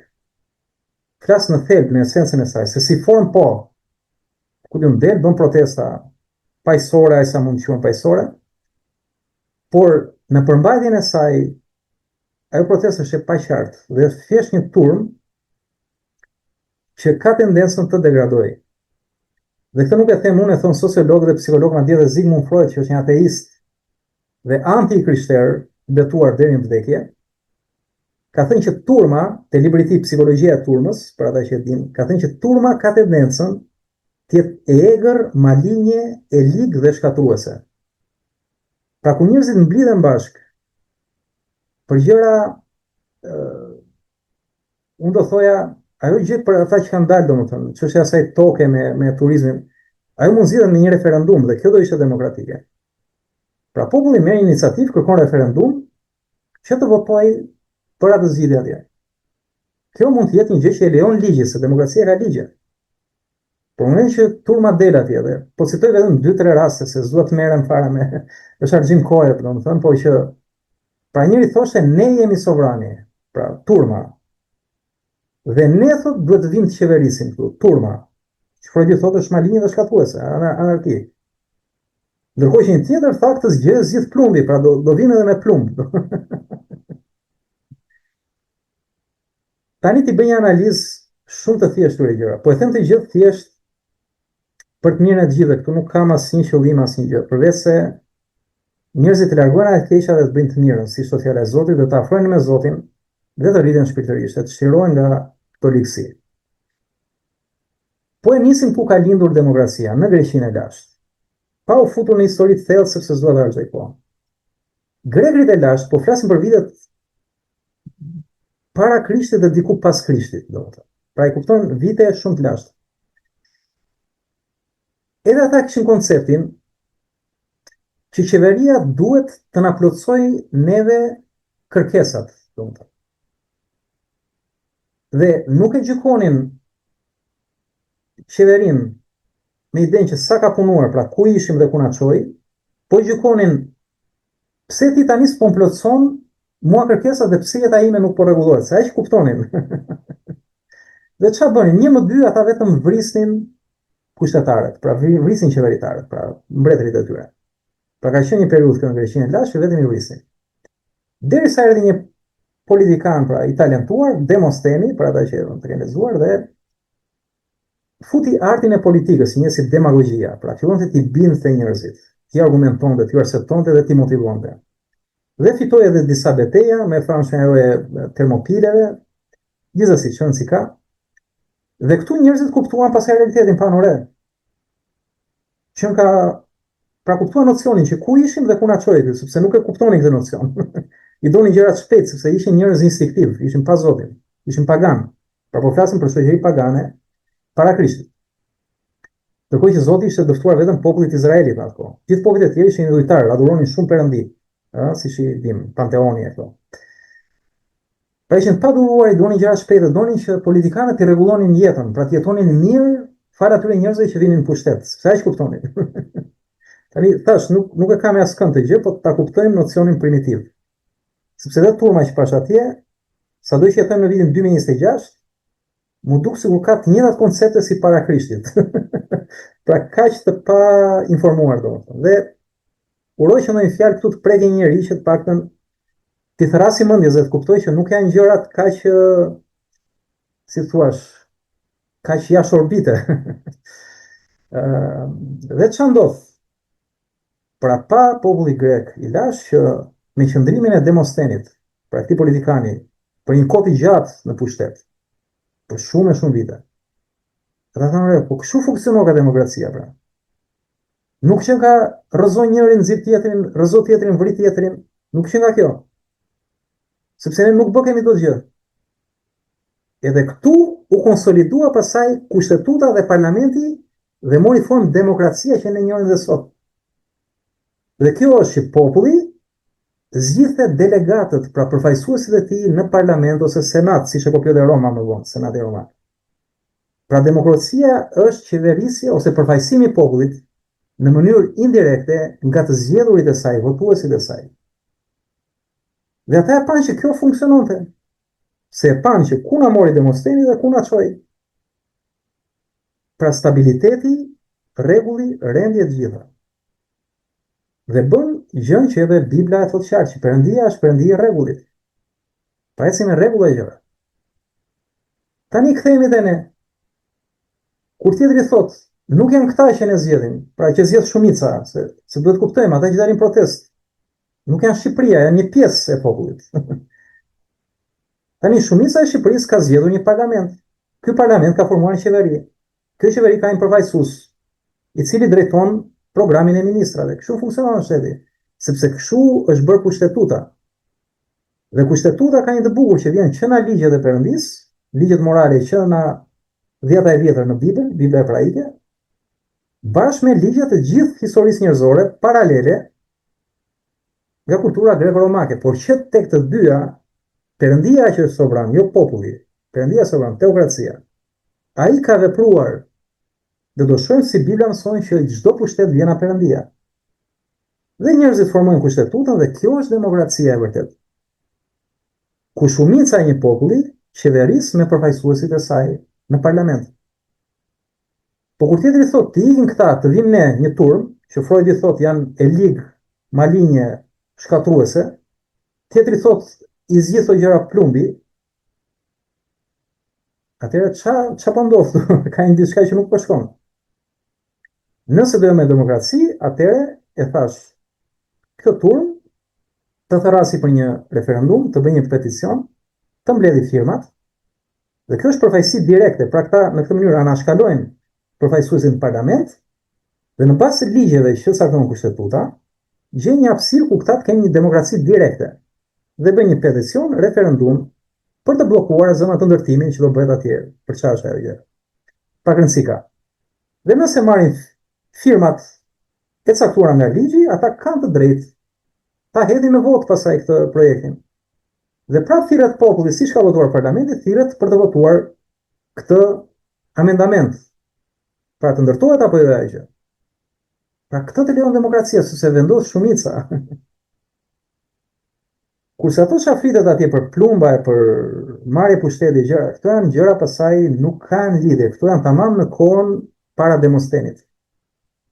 Dhe mua më bëri përshtypje ky zotëria që foli për plumbin, sepse atë edhe kam simpatizuar, kam ndjekur në disa analiza që jep në lidhje me gjeopolitikën që e kam parë, nuk është shumë i përgatitur nga ana strategjike ushtarake, por këtu ka gabuar strategji, sepse edhe një kuadër ushtarak i përgatitur duhet të ketë paktën një etikë kulturore, një etikë shoqërore, pra të di pak dhe historinë, jo thjesht i bëj gjërat kështu.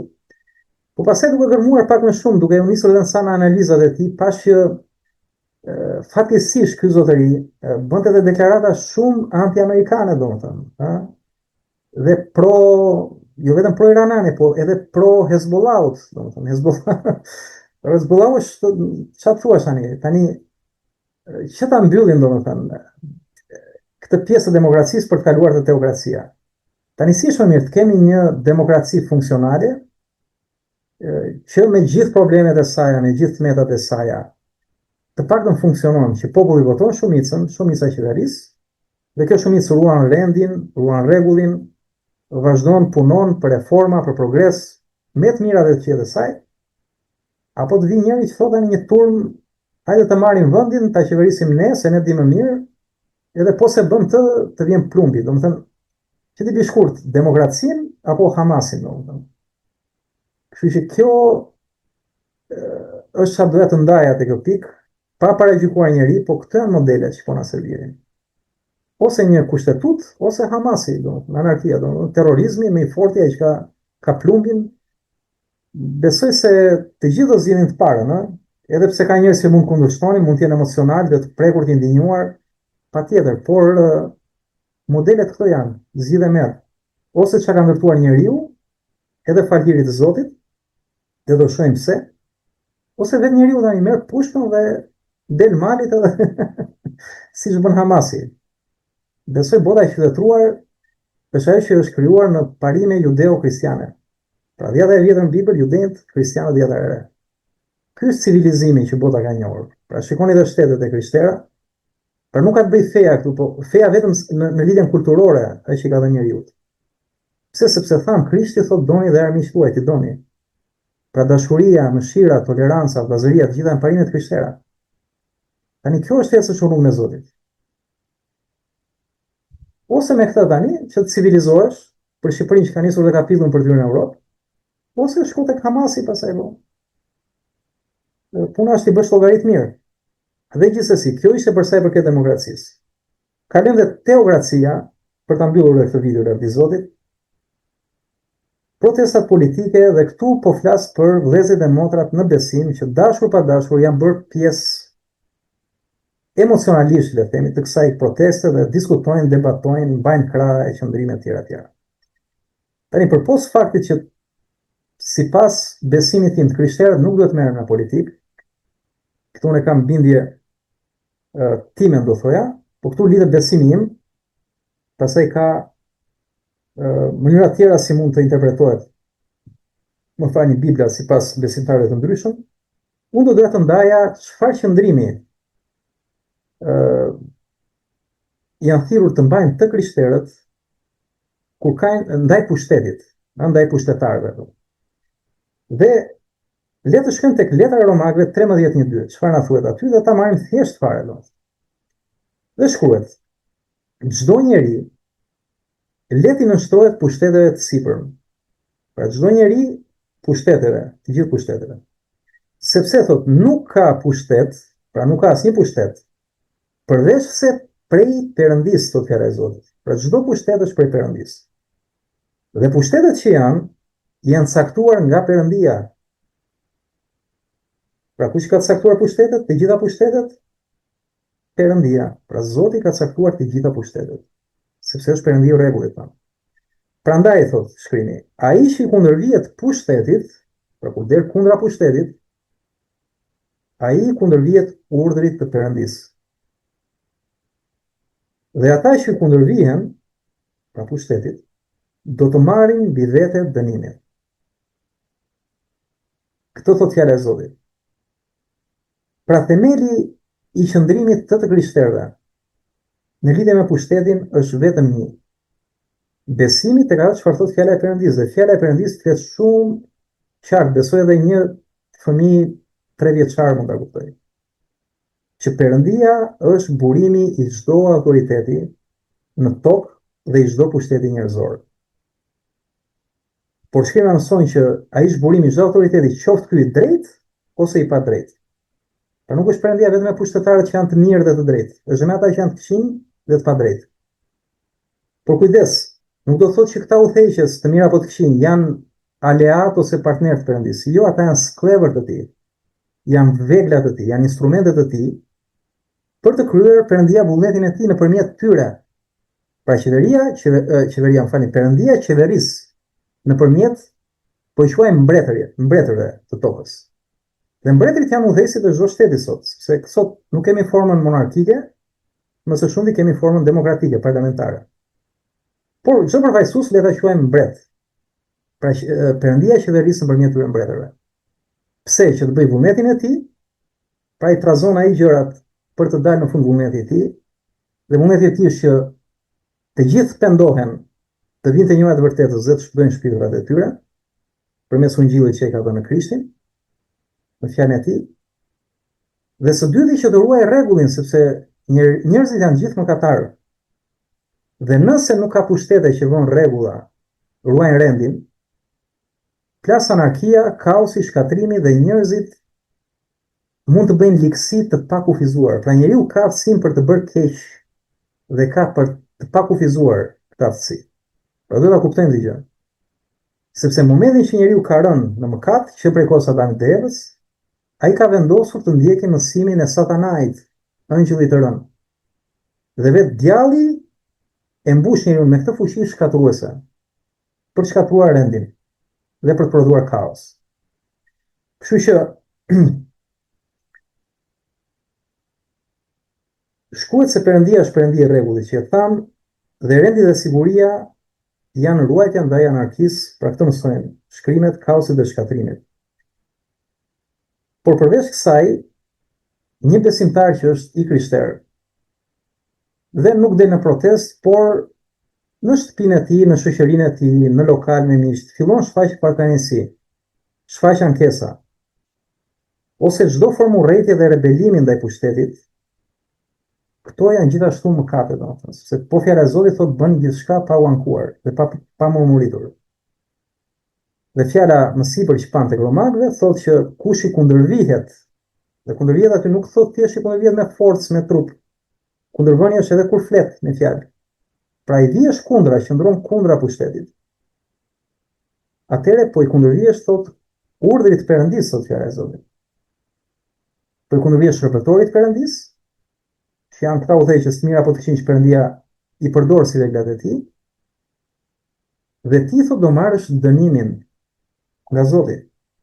Këtë mëson fjala.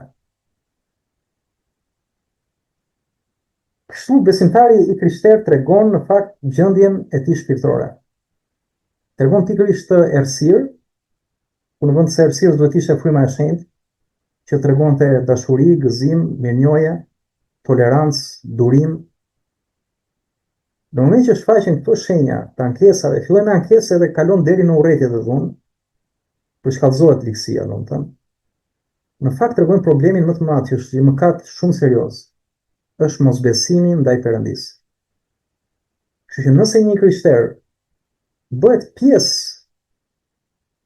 e, po themi protesta, po themi kësaj fryme, që nuk është fryma e shenjtë. Pra protestë nuk është fryma e shenjtë, do ta kuptojmë këtë. Dhe do dalim në fund se thotë shkrimi, nuk e them unë. Pra shkrimi i shenjtë. Atëherë ky njeri po tregon se nuk po i beson Perëndisë. Nuk i beson që fjala thotë që këta pushtetari kanë vënë Zoti këtu dhe janë reglat e tij. Dhe ti nuk do të dalësh kundra. Dhe në moment që nuk beson ai edhe detyrimisht është me vepra që nuk i bindet vullnetit të Perëndisë. Ky është mosbesimi. Pra dhe thotë zemërimi i Perëndisë, na thotë fjala e Zotit, bie mbi ditë e mosbindjes. Që një besimtar mund të thotë vetes besimtar, nëse nuk bindet, ai tregon që nuk është besimtar. 1 Pjetrit 2:13-17. Rasti është nëse një besimtar fjala e Zotit e prek, ka një shans ai të pendohet, ta pranojë që ka gabuar dhe të kthehet te Zoti. Kaq. Dhe këtë thotë edhe Pjetri tek letra e tij, po kuptohet nuk flet Pjetri, ne besojmë se Perëndia ka folur përmes apostujve dhe profetëve, shkruajmë në shenjtë. Dhe thotë, nështroni pra për hir të Zotit çdo pushteti njerëzor, qoftë mbretit si më të lartit, qoftë qeveritarëve si të dërguar prej tij. Dhe vazhdon më tej, si njerëz të lirë dhe jo si ata që përdorin lirinë, dhe fletu për lirinë në Krishtin, që ne kemi lirinë nga mëkati, po dhe lirinë nga urrëtia, në ankesat mëkatin këto. Pra ankesa, murmuritja, urrëtia në mëkate. Dhe thotë, mos e përdorni lirinë për të mbuluar ligësinë, thotë, dhe përsëri të gjë, silluni, thotë, si njerëz të lirë, por jo duke përdorur lirinë si një pretekst për të mbuluar ligësinë. Dhe thotë, por pra silluni si shërbëtor të Perëndisë. Nderoni të gjithë, thotë, doni vëllazërinë, druani Perëndinë, pra keni frikë nga Perëndia. Dhe në fund e mbyll Pjetri me fjalën nderoni mbretin, e përsërit prapë. Dhe këto vargje u shkruan pikërisht kur në Rom ishte perandor Neroni, dhe perandorët më mizor, më të shturur dhe më makabër, do thoya unë, asaj kohe. Ai përsekutonte të krishterët në format nga më makabre dhe të çuditshme. Madje i dishte të gjallë dhe i përdorte si ndriçues në rrugët e qytetit. Dhe çfarë thotë këtu apostulli Pjetër? Të krishterëve që ky Neroni i vriste i masakronte. Ai nuk i thërret për revolt, pra nuk i nxit të rebelohen, as për luftë, as për urrëtie, as edhe një herë. Por i thërret për nënshtrim dhe për nderim të tij, të Neronit. Prit Zotit, thotë. Pra të krishterës kishin vetëm një rast që në rast se përndiheshin mund të fshiheshin ose të shmangeshin persekutuesve, por asnjëherë nuk ka thënë në Bibël që të kundërvihesh autoritetit, të përballesh me autoritetin, të ankohesh kundër atij. Është as edhe një herë kjo është shkruar shumë qartë. Në fakt vetëm një gjë është kur mund t'i flasim autoriteteve, dhe kjo është lutje, të ndërmjetësojmë për ta tek Zoti me lutje. Këtë thotë shkrimi tek 1 Timoteu 2:3, thotë të bëj thirrje pra para së gjithash, që të bëhen përgjërime, lutje, ndërhyrje pra te Zoti dhe falënderime, thotë, për gjithë njerëzit. Për mbretërit, pra te Timoteut, letër tjetër, e për të gjithë ata që janë në pushtet, për të gjithë ata që janë në pushtet, që të mund të shkojnë një jetë të qetë dhe të paqë me çdo perëndishmëri dhe nder, sepse kjo është e mirë dhe përqyrë përpara Perëndisë dhe shpëtimtarit tonë. Pra qëllimi i lutjes për pushtetarët nuk është që ata të rrëzohen nga pushteti. Se kemi dëgjuar sot edhe të krishterë që luten që të ikë ai të vi, e kupton ku ka arritur domun. Por shkrimi na thotë që të kemë paqe dhe mundësi për të jetuar pra të qetë dhe për të adhuruar Perëndin në qetësi. E thamë që Perëndia është Perëndi i rregullit dhe ai qeveris përmes pushtetarëve, e mbron botën nga rreziku i kaosit. Dhe si rjedhoi, ai vendos drejtësinë dhe ndëshkimin në kohën e saktuar, të mësojnë shkrimet, dhe nëse njeriu merr rolin që i takon vetëm atij, Zotit Perëndis, shkrimi thot, dhe për përsëris, nuk i kundërvjet vetëm pushtetit, por i kundërvjet Perëndis në këtë, sepse merr rolin që nuk i takon. Tjetër çfarë mund të bëjë krishteri, Romakëve 13:67, sepse për këtë paguani dhe tatimet, pra taksat, aktimet, të ardhurat, për çfarë i paguajnë? Për ata pushtetarët, se thot, sepse ata janë shërbëtor të Perëndis, e shkruan prapë, që i kushtojnë vazhdimisht këtij shërbimi. Jepni pra secilit atë që takon, tatimin atij që i përket, druajtja atij që është për të druajtur, nderimin atij që është për nderim. Dhe apostujt nuk po shkruajnë ndonjë gjë ndryshe nga çka ka mësuar dhe vetë Zoti Jezu Krisht. Vetë Jezusi tha, pra jepi Cezarit atë që është Cezarit dhe jepi Perëndis atë që është e Perëndis. Pra jepi gjithsesi atë që i takon. Ky është parim shumë i krishterë. Pra vetë Perëndia i pari, por japësh nderimin edhe pushteteve sepse janë prej Perëndis. Këtë na thot shkrimi, këtë po thot Jezusi. Dhe vetë Jezusi e dha dhe me shembullin e tij, para pagëzimit, kur ishte përballë guvernatorit romak Pilatit. Pilati tha që pse nuk shprehesh? Ai di që unë kam pushtetin ose të të liroj ose të ekzekutoj, pra me kryqëzim. Dhe Jezusi thotë që ti nuk do kishe asnjë pushtet ndaj meje, po mos të ishte dhënë ky pushtet prej së larti. Pra Jezusi, ndonse ishte vetë biri i Perëndis, pra vetë Perëndia e ardhur në formë njerëzore, asnjëherë nuk doli nga shkrimi, nga fjala që Perëndia i kishte dhënë vetë profetëve në jetën e vjetër. Dhe ne dim rastin e mbretit David, kur para se të bëjë mbret, kur përndiqej nga mbreti Saul, pra Sauli e përndiqte për ta vrarë, sepse dinte që ai do bëjë mbret. Davidi e kishte kapur disa herë në flagrancë, pra një herë me gjumë, një herë në një shpellë duke kryer nevojat personale, një herë në vend tjetër, dhe asnjëherë nuk e kishte vrarë Saulin. Dhe tha, larg qoftë nëse unë ngre dorën kundra vajosurit të Zotit. Pra i kuptuar David që Perëndia e kishte dhënë këtë pushtet, këtë vajosje Saulit. Pra si në dhjetën e vjetër deri në kohën e Krishtit, pas Krishtit, është e njëjta gjë. Nuk jep asnjë moment Bibla kundërvënie, ankesa, rebelime ndaj pushtetit. Je vetëm dërim, bindje dhe lutje. Po kuptohet bindja kur nuk vjen ndesh me kryesorin që është adhurim ndaj Zotit, sepse një pushtet nëse të detyron mos ta adhurosh për Perëndin ose mos jetosh si krishter, atëherë një krishteri do zgjedhë tani me Zotin apo me pushtetin. Kjo është tjetër gjë. Po për sa kohë ti praktikon besimin dhe pushteti thjesht po bën detyrën, e bën si e bën, me drejtësi apo pa drejtësi, është i caktuar nga Zoti. Për sa i përket, kjo lidhet më shumë me protestën tani. 1 Gjonit 4:1-3 thot, mos i besoni çdo frymë, por provoni frymërat nëse janë nga Perëndia, sepse shumë profetë të rrem kanë dalë në botë. Tani mos i besoni çdo frymë, thot fjala. Por provoni frymërat nëse janë nga Perëndia. Pra i provojmë këto frymëra duke i bazuar te shkrimi i shenjtë. Sepse fryma e Perëndis, fryma e shenjtë, të mëson ato që mëson fjala e shenjtë. Dhe fjala e shenjtë, vetë fryma e shenjtë është autori fjalës së shenjtë, fjalës së tij. Pra Perëndia. Dhe çfarë mëson? E pa deri tani. Pra nderoni, të duani, të luteni, të bëni mirë, të bindeni, të përuleni, këtë mëson.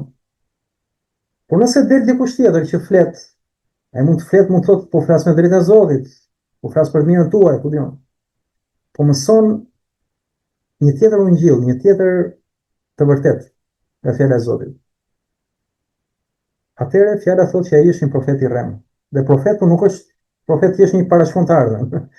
Profet për atë kohë ka kontekstin edhe të një mësuesi, një predikuesi, një protestuesi, pa dikush që jep mësim, jep mesazhe. Shkrimi thot kujdes, sepse shumë profet kanë dalë në botë. Dhe çdo frym që nxit urrëtie të dashur miq, përçarje, dhunë dhe revolt kundër çdo autoriteti, nuk është nga Perëndia, dhe kjo njihet si fryma e antikrishtit, e cila mohon Krishtin ose zëmson Krishtin me një Krisht të rrem, të gënjeshtër,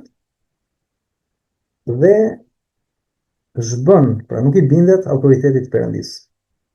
Dhe këtë them dhe me keqardhje që disa krishterë që thonë vetes krishterë, në fakt janë të gënjur, janë të mashtruar nga fryma e antikrishtit. Për sa kohë kjo frym i nxit në mosbindje ndaj fjalës që vetë fryma e shenjtë ka shkruar përmes profetëve dhe apostujve. Disa prej tyre lexuan në Bibël. Dhe së fundmi, hakmarrja i takon Zotit, pra nuk na takon neve. Tek letra e Romakëve 12:19 na shkruhet mos u hakmerrni për veten tuaj. Pra po thot Zoti përmes apostujve. Mos u hakmerr për veten tuaj, të dashur thot, por ja lini vendin zemërimit të Perëndisë, sepse është shkruar, mua më takon hakmarrja, unë do ta shpërblej, thot Zoti. Pra Zoti e dikon, të gjithë janë në dorë të Zotit, pushtetarët e të gjithë llojet, të mirë, të këqij, të drejta, të padrejtë, janë të gjithë në dorën e Zotit. Ai ka caktuar aty, ai do i përdori dhe po i përdor për qëllimin e tij, dhe në fund ai edhe do i ndëshkojë sipas vullnetit dhe qëllimit të tij. Gjithçka është nga Zoti për Zotin. Nuk na takon neve të marrim rolin e Zotit. Këtë mëson shkrimi. Dhe le ta përmbledhim edhe këtë, sepse është një aktualitet serioz që ka prekur edhe shumë krishterë. Pra, çfarë mësuam deri tani nga shkrimi i shenjtë? Pra, një përmbledhje e qëllimit tonë si krishterë, nëse e pranojmë veten që jemi besimtarë të rilindur nga fryma e shenjtë. Atëherë, shkrimi thotë që edhe në frym duhet të ecim. Po fryma e shenjtë ku na çon? Tek çdo e vërtetë, fjala e Zotit na çon. Kështu që së pari, fjala e Zotit na thotë ti nënshtrohemi pushtetit si të vendosur nga Perëndia. Por kujdes për sa kohë nuk cëron pra pushteti lirin tonë në Krishtin. E thotë tek Romakëve 13:1-2. Më pas tek Romakëve 13:6-7 dhe Mateu 22:21 na thuhet: të paguajmë taksat, tatimet, detyrimet dhe të japim nderimin e duhur qeveritarëve. Pra pago taksat dhe detyrimet dhe nderoj qeveritarët. Filipianëve 2:14, 1 Korintasve 10:10. Të mos ankohemi e të mos të murmurisim, thotë shkrimi. Pra edhe këto janë formë rebelimi ndaj pushtetit.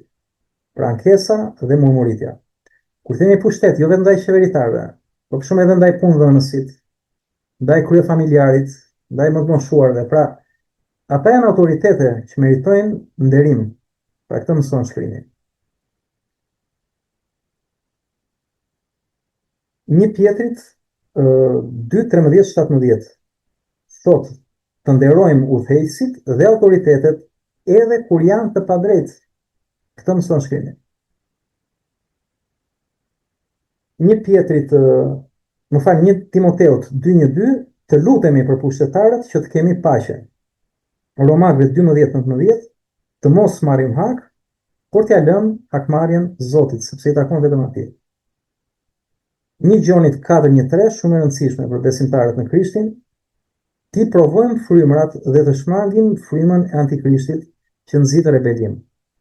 Dhe këtë mund ta bëjmë duke hetuar shkrimet, pra fjalën e shenjtë. Nëse fryma e shenjtë nuk sjell paqe, dashuri, tolerancë, mirëkuptim, harmoni, mirësi, butësi, delirësi, po sjell nxitje, urrëtie, dhunë, marrje pushteti, krenari, atëherë nuk është nga Krishti, është shumë e thjeshtë. Atëherë çdo njeri bëj zgjedhjen, është mjaft e thjeshtë. Gjoni 18:36. Të kujtojmë se mbretëria e jon nuk është e kësaj bote, vetë përpiqemi për paqen. Pra këtë thotë dhe vetë Zoti Jezus, pra tek Gjoni 14:27, ai thotë, paqen time po ju lë, por jo paqen siç e jap bota, thotë, ëh. Le mos të tronditet zemra dhe mos të trishtoheni, thotë. Pra kjo është e gjitha. Mos tronditemi, mos të trishtohemi, mos të kultivojmë në vetvete atë shqetësimin, liksin që fillon pastaj me ankesa, me pasiguri, me pakënaqësi. Në fakt Zoti na thret që të jemi mirënjohës. Të jemi mirënjohës dhe falënderues në gjithçka. Mirënjohës dhe për gjërat më të vogla. Miq, ju vëllezër dhe motra në Krishtin, por edhe ju miq tjerë që dëgjoni dhe ndjekni këtij kanali, vetëm fakti që sot hapëm syt në mëngjes, morëm frym, u shkrit mbushën në ajër, zemra rreh. Pra vetëm fakti që jetojmë është një dhuratë shumë e madhe nga Zoti. Dhe këtë ka thënë dhe Nën Tereza, Agnes Borgjë, jeta është një dhuratë, jetoje, thotë. Është dhuratë nga Zoti. Dhe jetoje çdo ditë si ishte dita e fundit. Atëherë kjo është një pyetje dhe një nxitje për ju. Nëse sot do ishte dita juaj e fundit, do të jetonit për dashurinë dhe të vërtetën, të ndryshe për bërë vullnetin e Zotit, apo do dilnit në protesta, në rebelime, në këto qerrje, ngjyrje, gjithë këto gjëra, domethënë. Pra, këto bëni llogarit dhe ne të krishterët themi shpesh, po sikur Jezusi të kthehej sot, si do doja të isha unë para tij? Atëherë si do doja të isha në adhurim, të jepja zemrën, të gëzohesha me të, apo të më gjente atje duke qerë, duke kërcënuar e duke... Pra kjo është çështja, nuk është çështja se është problem protesta, problemet janë gjitha shpirtërore. Kështu që fjala e Zotit thotë, ruaja zemrën tënde me shumë kujdes, sepse andej dalin burimet e jetës. Dhe Zoti na ka dhënë këtë burim jete për ta gëzuar dhe për ta shfrytzuar në praninë e tij. Dhe për mos ta çuar kot jetën tonë. Këto miq më falenderojnë nëse ju i shpenzua këto kohë bashkë me mua. Uroj që këto mesazhe të frymëzuar nga fjala e shenjtë të jenë bekim dhe nxitje për dashuri dhe vepra të mira në jetën tuaj. Zoti të bekojë dhe miru pafshim në serinë e ardhshme.